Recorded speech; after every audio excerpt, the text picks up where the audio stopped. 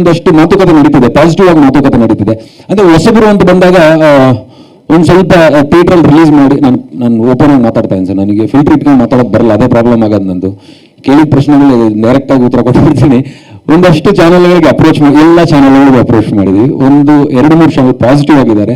ಒಂದು 2-3 ಡಿಜಿಟಲ್ ಪ್ಲಾಟ್ಫಾರ್ಮ್ಗಳಲ್ಲಿ ತುಂಬಾ ಪಾಸಿಟಿವ್ ಆಗಿ ಒಂದು 5-6 ಮೇಲ್ನ ಹಂತಕ್ಕೆ ಬಂದು ನಿಂತಿದೆ.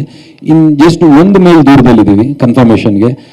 ಅಮೆಝಾನ್ ಜೊತೆ ಆಗಿರಲಿ, ಬೇರೆ ಒಂದು 2-3 ಪ್ಲಾಟ್ಫಾರ್ಮ್ಗಳ ಜೊತೆಗೆ. So I am very sure, confident, ಈ ಸಿನಿಮಾ ರಿಲೀಸ್ ಆದಮೇಲೆ ನಾನಿವಾಗ ಅವ್ರನ್ನ ಕೇಳ್ತಿದ್ದೀನಿ, ಅವ್ರು ನನ್ನನ್ನು ಕೇಳೋ ಥರ ಆಗತ್ತೆ ಅನ್ನೋಂಥ ಒಂದು ಸ್ಟ್ರಾಂಗ್ ಮೆಸೇಜ್ ಕಂಟೆಂಟ್ ಇರುವಂಥ cinema Mehbooba. Yes sir.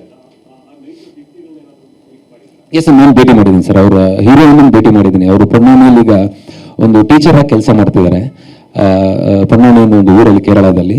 So ಅವರನ್ನು ಭೇಟಿ ಮಾಡಿ ಅವ್ರ ಹತ್ರ ಒಂದಷ್ಟು ಮಾತುಕತೆಗಳನ್ನ ಮಾಡಿ ತಿಳ್ಕೊಂಡು ಬಂದರು ಅಂತ ನಾನು ಭೇಟಿ ಆಗಿದ್ದೀನಿ ಸರ್ ಅವ್ರನ್ನ. ಸರ್ ಹೀರೋಯಿನ್ ಅವರು ಪಾಪ ಅವರು ಮೊದಲೇ ಶೆಡ್ಯೂಲ್ ಮಾಡಿ ಹೇಳಿದ್ರು ನಮಗೆ, ಈ ಟೈಮ್ ನಾವು ಅಲೋ ಇಲ್ಲ ಅಂತ. ನಾವು ಇದನ್ನ 7 ಅಥವಾ 8ನೇ ತಾರೀಕು ಮಾಡೋಣ ಅಂತ ಅನ್ಕೊಂಡಿದ್ವಿ. ಸೊ ಅವ್ರು 7ನೇ ತಾರೀಕು ಕಾಶ್ಮೀರ್ ಶೂಟ್ ಇದೆ ಅಂತ ಎಲ್ಲ ಹೋಗಿದ್ದಾರೆ ಅವರು. ಬಟ್ ನಾವು 9ಕ್ಕೆ ಏನಕ್ಕೆ ಮಾಡಿದ್ವಿ, ಇನ್ನೂ ಒಂದಷ್ಟು ಸಿನಿಮಾಗಳು ರಿಲೀಸ್ಗೆ ಇದ್ದಿದ್ದರಿಂದ ನಾವು ಕಳೆದೋಗ್ಬಾರ್ದು ಅನ್ನೋ ಕಾರಣಕ್ಕೆ, ಒಂದು ಸ್ವಲ್ಪ ಗುರ್ಸ್ಕೊಳ್ಳೋದು ಅಂತ ಕಾರಣಕ್ಕೆ ಇವತ್ತಿನ ಪ್ರೆಸ್ ಮೀಟ್ನ ಇಟ್ಕೊಂಡ್ವಿ ಸರ್. ಸೊ ಹಂಗಾಗಿ ಅವರ ಅನುಪಸ್ಥಿತಿ ಇದೆ ಅಷ್ಟೇ. If not, she is very supportive. ನಮ್ಮ ಎಲ್ಲ ಸಿನಿಮಾದ ಆಕ್ಟರ್ಗಳು, ಟೆಕ್ನಿಷಿಯನ್ಗಳು ತುಂಬಾ ಸಪೋರ್ಟಿವ್ ಆಗಿ ಸಿನಿಮಾಗೋಸ್ಕರ ಹಗಲು ರಾತ್ರಿ ದುಡಿತಿದ್ದಾರೆ.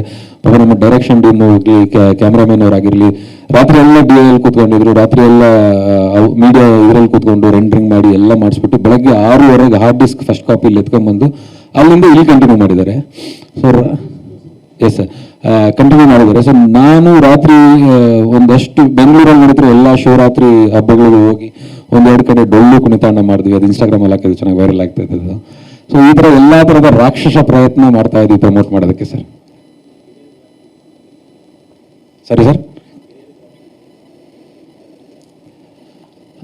ತುಂಬಾ ಅಂದ್ರೆ ತುಂಬಾನೇ ಮುಖ್ಯ ಆಗುತ್ತೆ ಸರ್. ಯಾಕಂದ್ರೆ ನಾನು ಮೆಹಬೂಬಾ ಅನ್ನೋ ಒಂದು ಕಥೆನ ಮಾಡಬೇಕು ಅಂತ ಅನ್ಕೊಂಡಾಗ, ಈಗಾಗಲೇ ನಿಮಗೆ ಟ್ರೈಲರ್ಲ್ಲೇ ಗೊತ್ತಾಯ್ತು, heroine is elder Dhan the hero ಅನ್ನೋದೊಂದು ಟ್ರೈಲರ್ಲಿ ಬಿಟ್ಕೊಟ್ಟಿದ್ದೀವಿ ಅದನ್ನ ಆಕ್ಚುಲಿ. ಸೊ ನಿಮಗೆ ಜವಾಬ್ದಾರಿಗಳು ಕಮ್ಮಿ ಇರುತ್ತೆ, ವಯಸ್ಸಲ್ಲಿ ಚಿಕ್ಕವನಾಗಿರೋದ್ರಿಂದ ಜವಾಬ್ದಾರಿಗಳು ಕಮ್ಮಿ ಇರುತ್ತೆ. ಸೊ ನಾನು ಆಕ್ಟಿಂಗ್ ಒಂದು ಸ್ವಲ್ಪ ಕಮ್ಮಿ ಮಾಡಿದ್ರೆ ನಡೀತದೆ ಅನ್ನೋ ಕಾರಣಕ್ಕೆ ಇಂಥ ಒಂದು ಕಥೆನ ನಾವು ಎತ್ಕೊಂಡಿದ್ವಿ. ಬಿಕಾಸ್ ನಾನು ಒಬ್ಬನೇ ಸರ್ ಈ ಸಿನಿಮಾಯಲ್ಲಿ ಫ್ರೆಶರ್ ಅಂತಿರೋಂಥದ್ದು.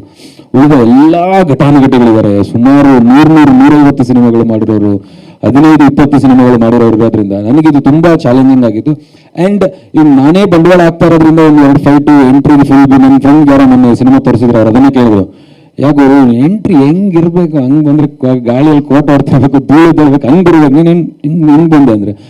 ಬಟ್ ನಾನು ಅನ್ಕೊಂತ ಇರೋದು ನಮ್ಮ ಸ್ನೇಹಿತರಿಗೆ ಅದು ಕರೆಕ್ಟ್. ಬಟ್ ನಾವು ಸಿನಿಮಾ ಮಾಡ್ತಾ ಇರೋದು ಕರ್ನಾಟಕದ 8 ಕೋಟಿ ಆಡಿಯನ್ಸ್ಗೆ.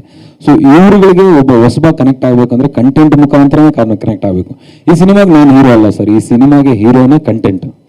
ಅದ್ಭುತವಾದ ಸಂದೇಶವನ್ನು ತಾರೋಂಥದ್ದು, ಏಕತೆ ಬಗ್ಗೆ ಮಾತಾಡೋದು, ಸಾಮರಸ್ಯದ ಬಗ್ಗೆ ಮಾತಾಡೋದು, ಈಕ್ವಾಲಿಟಿ ಬಗ್ಗೆ ಮಾತಾಡೋಂಥದ್ದು, ಇವೆಲ್ಲವನ್ನು ಮಾತಾಡೋಂಥ ಸಿನಿಮಾ ಮೆಹಬೂಬ.